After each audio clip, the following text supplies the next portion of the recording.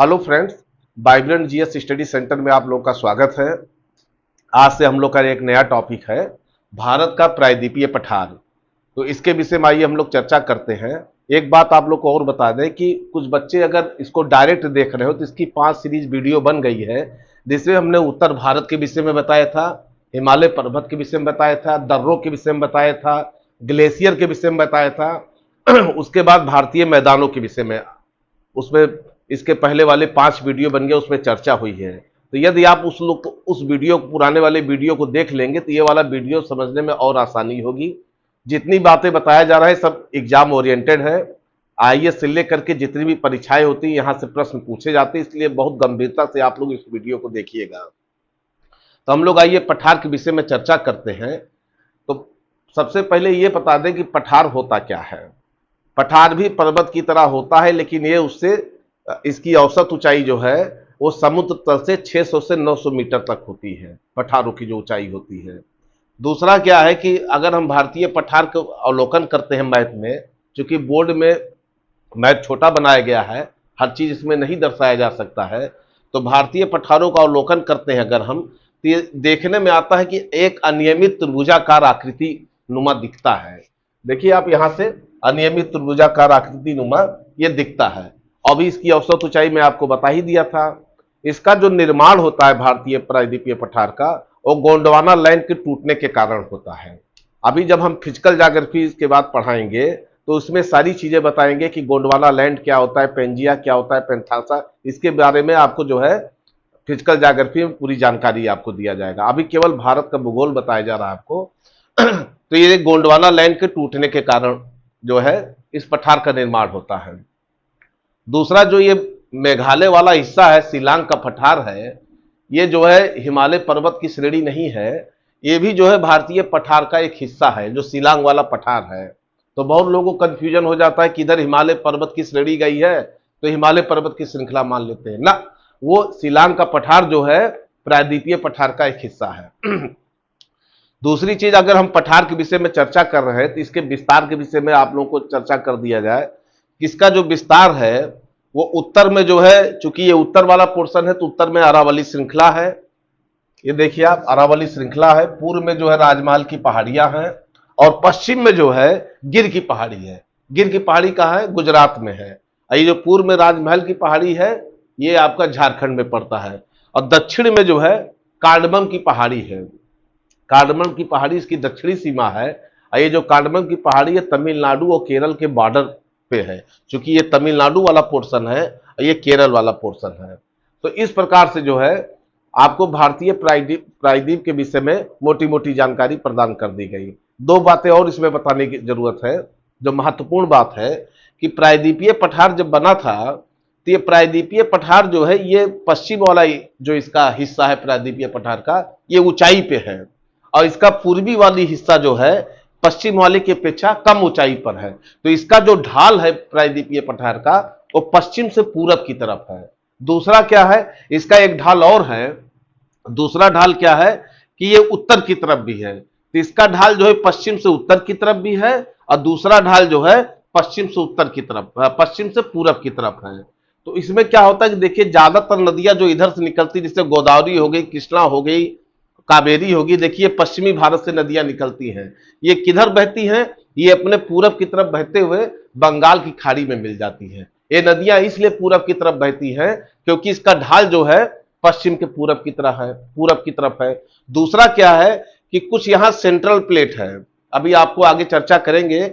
यहां से जो नदियां निकलती हैं, जैसे विंध्य पर्वत से, मालवा क्षेत्र से जो नदियां निकलती हैं, वो ज्यादातर नदियां क्या होती हैं, जैसे चंबल वगैरह नदी निकलती हैं, ये अपने उत्तर की तरफ बहते हुए यमुना में जाके मिल जाती है। बाद में यमुना क्या होती है, गंगा में जाके मिल जाती है। तो इसकी कुछ नदियां जो यहां से निकलती है, जो सेंट्रल एरिया है, ये जाकर के इधर उत्तर की तरफ बहते हुए यमुना की सहायक बन जाती है। जैसे बनास नदी हो गई, चंबल नदी हो गई, अभी इसके बारे में आगे चर्चा करेंगे। तो प्रायद्वीपीय पठार के विषय में आपको महत्वपूर्ण जानकारी प्रदान कर दिया गया। चूंकि ये एग्जाम ओरिएंटेड क्लास चल रहा है, इसका जो है बेसिक क्लास बाद में चलेगा, तो कुछ नए बच्चे होंगे उनको बिल्कुल घबराने की जरूरत नहीं है, क्योंकि ये परीक्षा के को ध्यान में रख करके क्लास बनाया जा रहा है। तो जितनी भी महत्वपूर्ण चीजें थी वो आपको बता दिया गया। अब हम जो है भारतीय प्रायद्वीप को जो है, जो भारतीय प्रायद्वीप पठार है, इसको पठारों का पठार कहा जाता है। वो इसलिए कहा जाता है पठारों का पठार, क्योंकि इस प्रायद्वीपीय पठार पे पठारों की कई श्रृंखलाएं हैं, तो उनको जोड़ करके जो है भारतीय प्रायद्वीपीय पठार का निर्माण होता है, इसीलिए इनको पठारों का पठार भी कहा जाता है। अब मोटे तौर पर इसको भारतीय प्रायद्वीपीय पठार को हम 4 भाग में बांटते हैं। 4 भाग में जो बांटते हैं उसमें इसको अगर हम 4 भाग में बांटते हैं तो केंद्रीय उच्च भूम, केंद्रीय उच्च भूम का पठार, दूसरा आता है हमारा जो है पूर्वी पठार का हिस्सा आता है, तीसरा हमारा आता है उत्तर पूर्वी पठार, उसके बाद आता है हमारा दक्षिण का पठार, दक्षिण का पठार। ये पूरे प्रायद्वीपीय पठार को 4 भागों में बांटा गया है। ये वाला पोर्शन जो हो गया आपका केंद्रीय उच्च भूम का पठार हो गया, ये वाला पोर्शन भी आगे हम चर्चा कर रहे हैं, ये केंद्रीय उच्च भूम का पठार हो गया। फिर उसके बाद ये वाला जो पोर्शन आता है ये हमारा जो है पूर्वी पठार के क्षेत्र में आ जाता है। इधर वाला जो है उत्तर पूर्वी पठार आ जाता है, क्योंकि शिलांग का पठार मेघालय वगैरह में है, तो देखिए उत्तर पूर्वी भारत में पड़ता है, तो उत्तर पूर्वी पठार हो गया। ये चूंकि भारतीय प्रायद्वीप पठार का हिस्सा है, इसलिए जो है इसको शिलांग के पठार को जो है उत्तर पूर्वी का पठार कहा जाता है। फिर उसके बाद इधर वाला जो क्षेत्र है ये आपका जो है दक्षिण का पठार आ जाता है। तो इस प्रकार से अध्ययन की सुविधा के लिए इसको 4 भागों में विभाजित किया गया है। अब हम लोग जो है एक एक जो है पठारों के विषय में चर्चा करते हैं। सबसे पहले हम चर्चा करेंगे केंद्रीय उच्च भूम के पठार के विषय में चर्चा करते हैं, फिर उसके बाद पूर्वी पठार, उत्तर पूर्वी पठार, दक्षिण का पठार। तो सारे प्रायद्वीपीय पठार का एक संपूर्ण जो है अध्ययन आपका हो जाएगा। जो भी क्वेश्चन बनेंगे वो यहीं से बनेंगे। केंद्रीय उच्च भूम के पठार में इसको कई भागों में बांटा गया है। देखिए अरावली का पठार जो केंद्रीय उच्च भूम का, अभी तो हमने आपको 4 भाग में विभाजित किया पूरे भारतीय पठार को। अब उसमें एक एक पठार के विषय में हम लोग चर्चा करते हैं। सबसे पहले केंद्रीय उच्च भूम का पठार आता है। अब हम सबसे पहले ये देखते हैं कि केंद्रीय उच्च भूम के पठार में कौन कौन से पठार आते हैं। तो देखिए जो केंद्रीय उच्च भूम का पठार है ये अरावली का पठार है। आप लोग अगर इसको देखिए ध्यान से मैप में, ये अरावली का पठार है। अरावली के पठार के बगल में ही जो है यहाँ पे, क्योंकि मैप में हर चीज नहीं दर्शाया जा सकता है, आप लोग एटलस खोल के देखेंगे तो और अच्छी तरीके से समझ में आएगा। अरावली का पठार है, इसके पूरब में, क्योंकि इधर पूरब वाला पोर्शन है, यहीं पे मेवाड़ का पठार है, यहीं पे जो है मेवाड़ का पठार है। फिर उसके बाद जो है इसके पूरब में और आगे बढ़ते हैं तो यहीं पे मालवा का पठार है, तो मालवा का पठार आ जाता है। फिर इसके पूरब में जब हम आगे बढ़ते हैं तो विंध्या उसका बुंदेलखंड और बघेलखंड का पठार आता है। और उसके बाद जो है ये इसके अगर दक्षिण में अगर हम जाते हैं तो विंध्यन श्रेणी निकली है और सतपुड़ा श्रेणी निकली है। आप लोग मैप जरूर खोल के देखिएगा तो उसमें सारी चीजें दर्शाई गई है। यहाँ पर विंध्यन पर्वत श्रेणी है या विंध्यन रेंज है, और उसके नीचे दक्षिण में बढ़ेंगे तो सतपुड़ा रेंज है। तो ये पूरा टोटल जो एरिया है यहाँ से लेकर के यहाँ तक जो एरिया है, ये वाला एरिया, ये हमारा जो है केंद्रीय उच्च भूम का पठार है। आप लोग को समझ में आ गया होगा, ये वाला पूरा केंद्रीय उच्च भूम का पठार है। और देखिए यहीं से नर्मदा नदी बहती है, जो विंध्यन पर्वत श्रृंखला है। विंध्यन पर्वत श्रृंखला के जैसे ही दक्षिण में जाएंगे नर्मदा नदी बहती है जो पश्चिम की ओर बहती है, और ये नर्मदा नदी सतपुड़ा के उत्तर में है और विंध्यन के दक्षिण में है। तो आइए फिर हम लोग जो है इतना बता दिया, अरावली का पहाड़ हो गया, मेवाड़ का पठार हो गया, मालवा का पठार हो गया, और विंध्यन पर्वत श्रृंखला हो गई और सतपुड़ा श्रृंखला हो गई। ये पांचों पॉइंट जो है ये अरावली, ये मतलब जो है केंद्रीय उच्च भूम का भाग है। अब हम एक एक पढ़ते हैं, क्योंकि यहाँ से परीक्षा में प्रश्न पूछे जाते हैं, वही चीजें आपको बताई जा रही है जहाँ एग्जाम से डायरेक्ट क्वेश्चन पूछे जाते हैं। तो अरावली के विषय में आइए हम लोग चर्चा करते हैं। तो सबसे पहले अरावली की पठार के विषय में चर्चा करने से पहले आप जान लीजिए इसका विस्तार कहाँ से कहाँ तक है। तो इसका विस्तार जो है उत्तर पूर्व दिल्ली से लेकर दक्षिण पश्चिम जो है गुजरात तक है। उत्तर पूर्व दिल्ली, यहाँ पे आप जाएंगे तो ये दिल्ली मैप में देखिए, एक दिल्ली वाला पोर्शन है, यहीं पे देखिएगा आप लोग मैप में देखिएगा, ये दिल्ली है उत्तर पूर्व दिल्ली तक, और ये गुजरात तक आता है। गुजरात में कहाँ तक? पालनपुर तक आता है। तो उत्तर पूर्व दिल्ली से और दक्षिण पश्चिम, चूंकि ये पश्चिम वाला एरिया और इसके यहाँ दक्षिण है, तो दक्षिण पश्चिम में क्या पड़ता है? गुजरात पड़ता है। तो दक्षिण पश्चिम में गुजरात से लेके उत्तर पूर्व दिल्ली तक जो है ये अरावली पर्वत की श्रृंखला है। एक तो ये हो गया। दूसरा अरावली के विषय में महत्वपूर्ण है कि अरावली जो पर्वत श्रृंखला बनी है इसकी आयु क्या है, क्योंकि ये भी एग्जाम में पूछा जा चुका है। तो इसकी जो अनुमानित आयु है वो 570 मिलियन वर्ष पूर्व है। सोचिए कितनी प्राचीन पर्वत श्रृंखला है। ये हिमालय से बहुत प्राचीन है अरावली पर्वत श्रृंखला। मतलब जो हिमालय पर्वत का निर्माण हुआ है, हिमालय पर्वत के निर्माण से जो भारतीय प्रायद्वीपीय पठार का भाग है ये बहुत प्राचीन है। इसके बाद में हिमालय पर्वत का निर्माण हुआ था। तो सोचिए 570 मिलियन वर्ष पूर्व जो है अरावली का जो है पर्वत श्रृंखला या पठार का निर्माण हुआ है। उसके बाद अरावली का एक खास विशेषता यह है कि मुख्य जल विभाजक का भी काम करता है। कैसे करता है? देखिए ये अरावली पर्वत श्रृंखला है, इसके उत्तर में जो है ये गंगा का मैदान पड़ जाता है। देखिए गंगा का मैदान ही उत्तराखंड से निकलता है, इधर से पश्चिम बंगाल में जाता है। तो अरावली के उत्तर में जो है गंगा का मैदान है, और अरावली के जो पश्चिम वाला एरिया है ये राजस्थान का जो है राजस्थान की नदियों का वह क्षेत्र है। ये मुख्य जल विभाजक का भी कार्य कर रहा है। इसके साथ साथ एक महत्वपूर्ण पॉइंट और है कि मुख्य जल विभाजक के साथ साथ मुख्य जलवायु विभाजक भी है। देखिए अरावली के जब आप पश्चिम में जाएंगे तो यहाँ की जलवायु क्या होती है? गर्म होती है, शुष्क होती है, अर्थात जलवायु में ह्यूमिडिटी की मात्रा बहुत कम होती है, एक प्रकार से जान लीजिए ना के बराबर होती है। यहाँ पे वर्षा कितनी होती है? लगभग जो वर्षा होती है 25 सेंटीमीटर तक होती है। इसलिए देखिए ये सूखा प्रधान क्षेत्र है। हाँ, तो ये अरावली के पश्चिम में क्या है? दूसरे प्रकार की जलवायु है। लेकिन जब अरावली के पूरब साइड में जाते हैं, गंगा का मैदान वाला ये वाला क्षेत्र जब जाते हैं तो देखिए यहाँ पे क्या है? ये वर्षा प्रधान क्षेत्र, यहाँ वर्षा भी अधिक होती है। यहाँ पे क्या है? ह्यूमिडिटी भी बहुत ज्यादा होती है, ह्यूमिडिटी भी बहुत ज्यादा है। तीसरा क्या है कि कृषि प्रधान क्षेत्र है, यहाँ पे खेती भी बहुत अच्छी होती है। तो ये अरावली का जो क्या है? जलवायु विभाजक का भी काम करता है। तो दो प्रकार से विभाजन का काम किया, एक जल विभाजन का भी काम किया, दूसरा जलवायु विभाजक का काम किया। और सबसे बड़ी खासियत क्या है कि इसी अरावली क्षेत्र से जो है एक लूनी नदी निकलती है। बहुत महत्वपूर्ण पॉइंट है ये सब परीक्षा में पूछे जाते हैं, बहुत ध्यान से सुनिएगा। यहाँ से लूनी नदी निकलती है, और लूनी नदी क्या होती है? राजस्थान से होते हुए जो है ये गुजरात के कच्छ वाले क्षेत्र में ये नदी अपना दम तोड़ देती है। मतलब ये समुद्र में नहीं मिलती है, ये कच्छ वाले क्षेत्र में जो है जाकर के नदी सूख जाती है। ये देखिए गुजरात का ये कच्छ वाला क्षेत्र है, ये कच्छ का क्षेत्र है, इसके नीचे जो है कच्छ का लिटिल क्षेत्र है।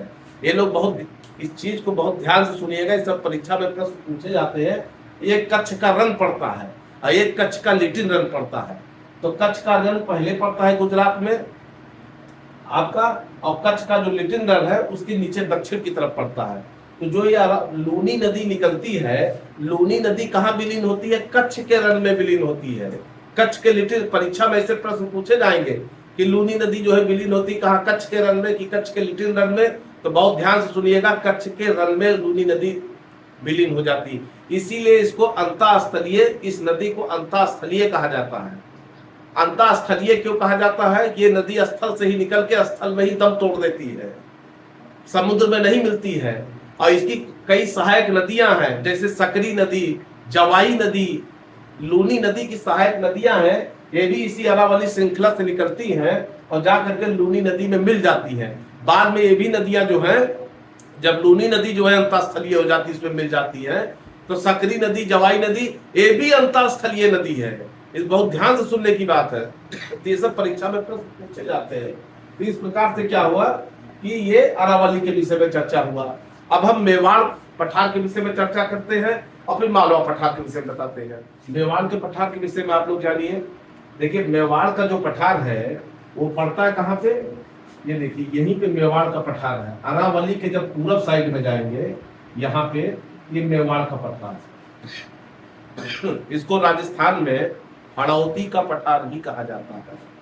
मेवाड़ के पठार को हाड़ौती का पठार भी कहा जाता है। इसका विस्तार कहाँ है? तो मेवाड़ का जो पठार का विस्तार है वो 2 राज्यों में है। कहाँ कहाँ? राजस्थान में है, दूसरा राजस्थान के बगल वाला कौन सा राज्य है? मध्य प्रदेश। तो राजस्थान और मध्य प्रदेश में मेवाड़ के पठार का विस्तार है। एक खासियत मेवाड़ के पठार की ये है कि यहीं पे देखिए बनास नदी का उद्गम क्षेत्र है। ये बनास नदी जा करके जो है बाद में बनास नदी यहीं से निकलती है, और ये बनास नदी ऐसे जा करके निकलते हुए और यहीं से चंबल नदी निकलती है। इसी चंबल नदी में बनास नदी मिल जाती है। बाद में क्या होता है, ये चंबल नदी यमुना की सहायक नदी हो जाती है। तो ये बनास नदी वाला क्षेत्र है। तो आप लोग को ये बात समझ में आ गया होगा। तो अरावली के पूरब में आपका मेवाड़ का पठार पड़ता है। ये मेवाड़ का पठार जो है क्योंकि राजस्थान और मध्य प्रदेश में है, यहाँ से बनास नदी भी निकलती है, जो कि बाद में चंबल नदी मिल जाती है। अभी थोड़ी देर पहले पठार के विषय में आपसे चर्चा किया था। तो बनास नदी चूंकि इधर से इधर जाके बहती है, तो हमने आपको बताया था कि जो पठार का पश्चिम वाला सिरा है काफी ऊंचाई पे है, और पूरा वाला सिरा जो है पश्चिम की अपेक्षा कम ऊंचाई पर है। दूसरा इसका उत्तर वाला भी सिरा जो है, इसका जो ढाल है पठार का, वो पश्चिम से उत्तर की ओर भी है। तो इधर से जो नदी निकलती है सेंट्रल प्लेट से, वो अपने उत्तर की तरफ बहती है, और इधर से जो नदी निकलती है वो पूरब की तरफ बहती है। तो इसीलिए बनास नदी यहाँ से निकलती है तो उत्तर की तरफ बहती है। चंबल नदी भी यहीं से निकलती है तो उत्तर की तरफ बहते हुए जाके यमुना में मिल जाती है। अब आते हैं हम लोग किस पे? मालवा के पठार की चर्चा करते हैं। तो मालवा के पठार पे चर्चा करेंगे तो उससे पहले ये बता दें इसका लोकेशन कहाँ है। तो देखिए अरावली के पूर्व में मेवाड़ का पठार था, हमने चर्चा किया था। और फिर जब इसके पूर्व में जाएंगे आप, ये वाला पोर्शन क्या है? ये मालवा का पठार है, मालवा के पठार का क्षेत्र है। तो सबसे पहले मालवा के पठार के क्षेत्र में इसके विस्तार के बारे में जानने का प्रयास करते हैं। तो जो इसका विस्तार है उत्तर, पूर्व, दक्षिण, पश्चिम, चारों विस्तार के विषय में जान लेते हैं। तो दक्षिण में जो है ये जो मालवा का पठार है, आप लोग मैप में देखिएगा, एटलस वाले मैप में, तो इसके दक्षिण में विंध्य पर्वत की श्रेणी गई है। विंध्य पर्वत की श्रेणी गई है, उसके दक्षिण में जो है सतपुड़ा की श्रेणी गई है। थोड़ा सा हम आपको पठार के विषय में जो मैंने बनाया इसको एक बार अवलोकन करा दे तो और आसानी होगा। अरावली का पर्वत है, विंध्यन पर्वत है इसके दक्षिण में, इसके दक्षिण में सतपुड़ा का श्रृंखला गई है। फिर यहाँ देखिए अजंता की पहाड़ी है, महाराष्ट्र वाले क्षेत्र में पड़ता है। सतमाला का भी महाराष्ट्र वाले क्षेत्र में पड़ता है, सतमाला की पहाड़ी है, ये पश्चिम वाला एरिया है। फिर उसके बाद हरिश्चंद्र की पहाड़ी है, ये भी महाराष्ट्र वाले क्षेत्र में है। ये सब परीक्षा में प्रश्न पूछे जा चुके हैं। फिर बालाघाट का रेंज है। फिर देखिए यहीं पे जो है नीलगिरी की पहाड़ी है, जहाँ पूर्वी पहाड़ी और पश्चिमी पहाड़ी, पूर्वी पहाड़ी का मिलन होता है। यही नीलगिरी जो है ये पहाड़ी है, दोनों पहाड़ियों एक गांठ प्रकार का, एक मतलब एक प्रकार के गांठ का निर्माण होता है। और यहीं पर जो है देखिए नीलगिरी पे ही दोदा बेटा की चोटी है, दोदा बेटा है। फिर उसके दक्षिण में आप जाएंगे अन्नामलाई है, अन्नामलाई की पहाड़ी है। फिर सबसे दक्षिण में जाएंगे तो कार्डमम की पहाड़ी है। इधर आप जाएंगे, इधर हजारीबाग का पठार है। फिर इसके जो है जाएंगे राजमाल का पठार है। फिर यहीं पे देखिए रामगढ़ की पहाड़ी है, गड़जात की पहाड़ी है, मलयगिरी की पहाड़ी है। ये सब उड़ीसा वाला क्षेत्र है। गड़जात की पहाड़ी है, मलयगिरी की पहाड़ी है। फिर एक आप यहाँ ध्यान दीजिए दंडकारण्य का पठार है। दंडकारण्य का पठार जो है लगभग 5 राज्यों से इसकी सीमा बनती है। ये भी परीक्षा में बहुत इंपॉर्टेंट टॉपिक है, परीक्षा में पूछा जाता है।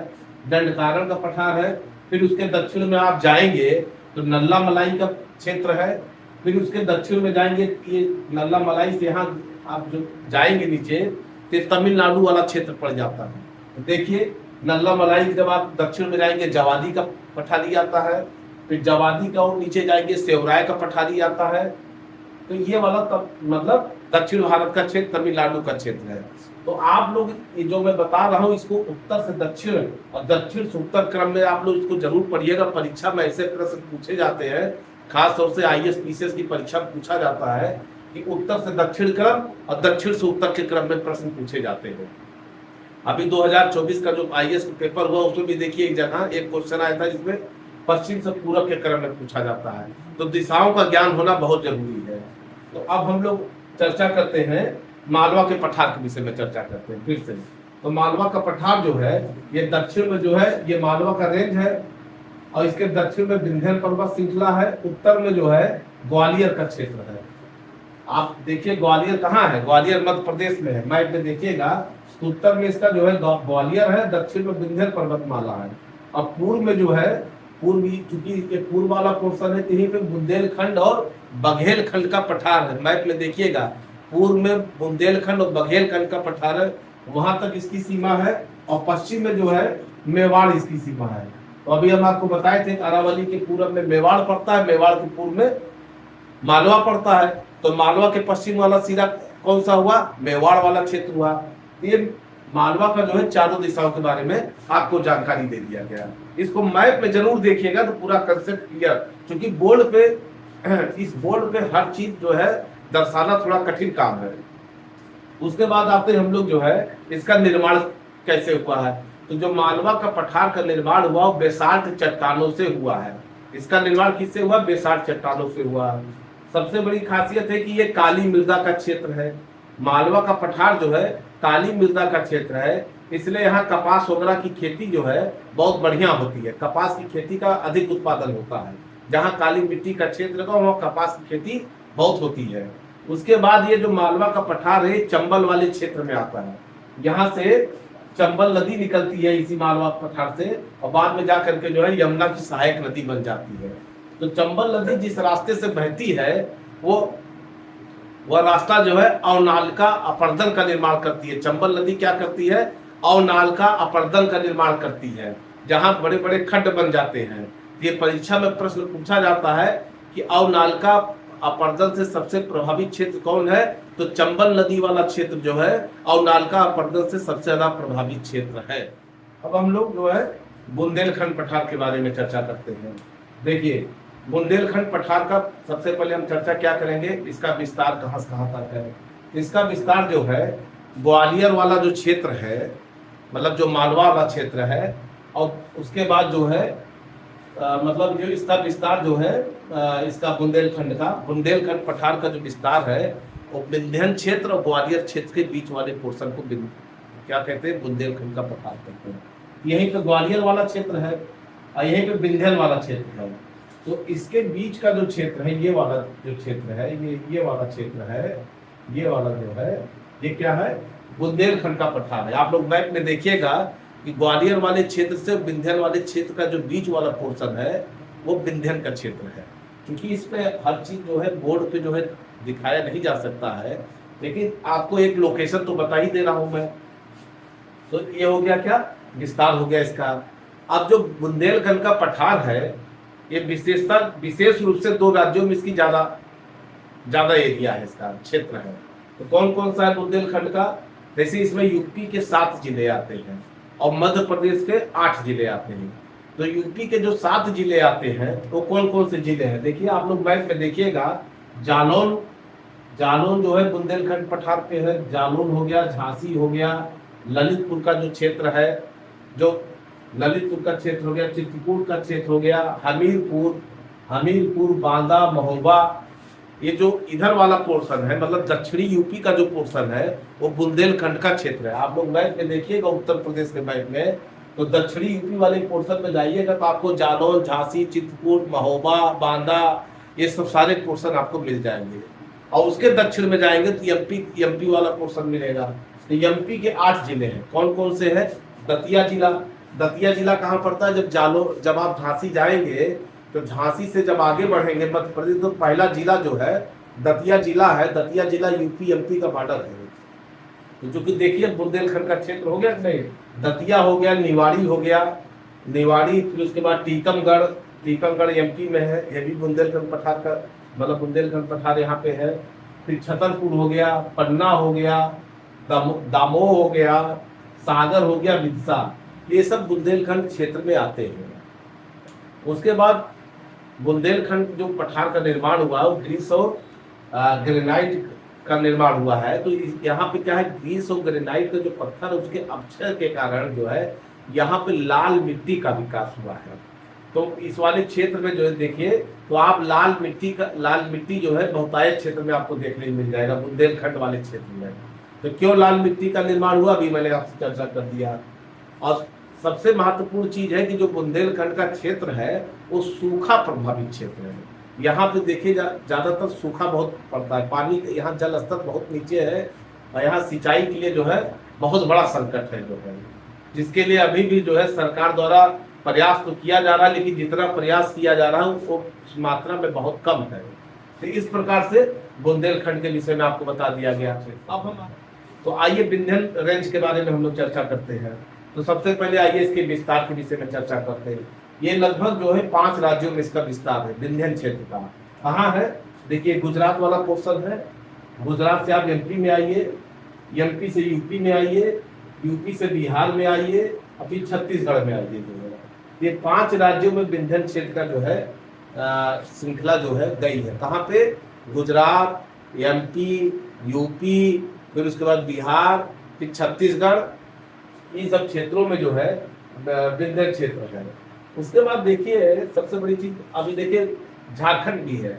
देखिए राजमहल की जो पहाड़ी है, पारसनाथ की जो पहाड़ी है, ये पारसनाथ की पहाड़ी जो है ये विंध्यन क्षेत्र पे ही है और राजमहल पहाड़ी की सबसे ऊंची चोटी है। अभी आगे हम चर्चा करते हैं। अब विंध्यन के दक्षिण में जो है देखिए नर्मदा नदी की घाटी है, मतलब सतपुड़ा के उत्तर में, विंध्यन के दक्षिण में सतपुड़ा पर्वत श्रृंखला है, तो सतपुड़ा के उत्तर में और विंध्यन पर्वत श्रृंखला के दक्षिण में नर्मदा घाटी का क्षेत्र है। और ये नदी जो है कहाँ से है? पूरब से पश्चिम की ओर बहती है। भारत की 2 प्रमुख नदियां हैं, एक नर्मदा, एक तापी नदी, जो पूरब से पश्चिम की ओर बहती है, जिसमें नर्मदा नदी है। तो विंध्यन के दक्षिण में क्या है? नर्मदा घाटी है। इसमें विंध्यन पर्वत में महत्वपूर्ण कुछ चोटियां हैं, पर्वत है, जैसे विंध्याचल पर्वत हो गया, आप लोग जानते ही होंगे। कैमूर पर्वत हो गया, देखिए कैमूर यहीं पे है, ये देखिए कैमूर पहाड़ी। ये कैमूर पहाड़ी जो है ये विंध्यन रेंज पे है।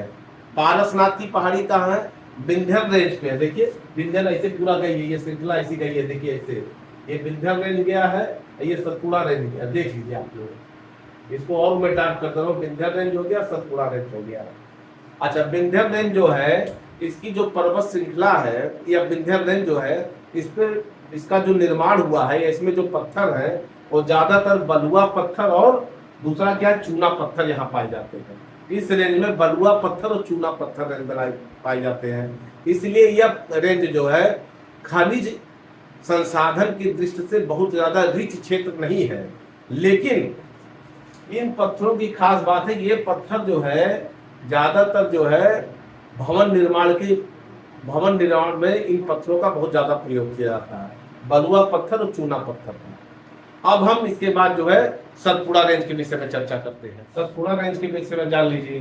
तो सतपुड़ा का जो रेंज है वो लगभग भारत का मध्य भाग पड़ता है। ये जो सतपुड़ा का रेंज है ये देखिए भारत के बीचों बीच पोर्शन में, ये वाला जो सतपुड़ा, इधर दक्षिण भारत है, इधर उत्तर भारत है। तो सतपुड़ा का रेंज क्या है? भारत के मध्य भाग में है। अब हम सतपुड़ा के विस्तार के विषय में चर्चा करते हैं। तो विस्तार आइए देखते हैं। विस्तार ये भी गुजरात से प्रारंभ होता है। तो गुजरात हो गया, एमपी हो गया, महाराष्ट्र की सीमा से टच होते हुए जाता है। तो गुजरात, मध्य प्रदेश, महाराष्ट्र की सीमा से टच होते हुए जाता है, फिर छत्तीसगढ़ और छोटा नागपुर तक ये सतपुड़ा का रेंज है। मतलब यहाँ से यहाँ तक सतपुड़ा पहाड़ी का रेंज है। अब उसके बाद देखिए इस पे कुछ महत्वपूर्ण चोटियां पाई जाती हैं जो परीक्षा में अक्सर प्रश्न पूछे जाते हैं। पश्चिम से पूरब, ये पश्चिमी सिरा हो गया और ये पूर्वी सिरा हो गया। देखिए पश्चिम से पूरब, तो पश्चिम में सबसे, इसके आप लोग मैप में देखिएगा तो राजपीपला पड़ता है। राजपीपला के पूरब साइड जाएंगे तो आपका महादेव चोटी पड़ती है। क्योंकि इस मैप में हर चीज नहीं दर्शाया जा सकता है, तो राजपीपला के पूरब में आप जाएंगे तो महादेव की चोटी है, फिर महादेव के बाद जो है मैकाल पर्वत की चोटी पड़ती है। तो पश्चिम से पूरब जो है 3 महत्वपूर्ण जो है पर्वत चोटियां हैं। कौन सा है? राजपीपला है, महादेव है और मैकाल है। और भी 1-2 हैं, लेकिन 3 महत्वपूर्ण है जिसको जानना आपके लिए बहुत जरूरी है। उसके बाद सतपुड़ा रेंज पे जो इसकी सर्वोच्च ऊंची चोटी है वो कौन सी है? धूपगढ़ है। धूपगढ़ चोटी परीक्षा में पूछा जाता है। जैसे अरावली की सर्वोच्च चोटी क्या है? गुरु शिखर है। वैसे सतपुड़ा की जो सर्वोच्च चोटी है वो क्या है, धूपगढ़ है। और धूपगढ़ कहाँ है, एमपी में है। और एमपी में जो महादेव चोटी है, महादेव श्रृंखला मतलब पहाड़ी है, महादेव पहाड़ी की सबसे ऊंची चोटी कौन सी है, धूपगढ़ है। और महादेव किस पे है, सतपुड़ा रेंज पे है। तो आप लोग को समझ में आ गया होगा। फिर उसके बाद जो है हमने आपको बताया था कि पश्चिम से पूर्व में सबसे पश्चिम में राजपीपला है। फिर उसके बाद जो है राजपीपला के बाद महादेव है। और महादेव के बाद क्या पड़ता है, मैकाल। अब मैकाल की जो सर्वोच्च ऊंची चोटी है वो कौन सी है, अमरकंटक। तो सतपुड़ा पे जो है मैकाल पहाड़ी है। और मैकाल पहाड़ी की जो सर्वोच्च ऊंची चोटी है वो अमरकंटक है। अमरकंटक के बारे में आप लोगों ने बहुत सुना होगा। यहाँ से दो महत्वपूर्ण नदी निकलती है, एक सोन नदी निकलती है और दूसरा क्या है, नर्मदा नदी निकलती है। यही जो नर्मदा नदी निकलती है ये सतपुड़ा के उत्तर की तरफ बहती है। ये मतलब ये देखिए सतपुड़ा है, यही जैसे नर्मदा नदी निकलती हुई इधर से बहती हुई चली जाती है। अब गुजरात के खंभात खाड़ी में अरब सागर मिल जाती है। कहाँ पे, गुजरात के खंभात खाड़ी में अरब सागर मिल जाती है। ये सतपुड़ा के उत्तर से ऐसे पूरब से पश्चिम की ओर बढ़ती है और ये विंध्य का जो है दक्षिण क्षेत्र पड़ जाता है। इधर विंध्य का दक्षिण क्षेत्र और सतपुड़ा का उत्तर क्षेत्र, अर्थात नर्मदा नदी सतपुड़ा के उत्तर और विंध्य के दक्षिण मतलब दोनों पर्वत श्रृंखला के बीच से होते हुए नर्मदा नदी बहती है। इसका डायरेक्शन क्या है, पूरब से पश्चिम की तरफ है। तो इस प्रकार से जो है ये जो है प्रायद्वीपीय पठार का जो केंद्रीय उच्च भूमि वाला पोर्शन था ये मैंने आपको बता दिया। अब अगले वीडियो में इसका जो पूर्वी पठार वाला क्षेत्र है वो बताऊंगा और उसके बाद जो है उत्तर पूर्वी पठार के विषय में चर्चा किया जाएगा। इसमें 3 वीडियो बनेंगे। फिर तीसरा जो है दक्षिण के पठार, क्योंकि दक्षिण का पठार का रेंज भी काफी बड़ा है तो उसके लिए जो है एक अलग से वीडियो बनाना पड़ेगा। इस प्रकार से जो है केंद्रीय उच्च भूमि का पठार आपको बता दिया गया। अगर आप लोग को अच्छा लगता है इस वीडियो को बार बार देखिएगा, इस सब परीक्षा ओरिएंटेड चीज बताई गई है और इसको आप लोग ज्यादा से ज्यादा लाइक और शेयर करिएगा। Thank you.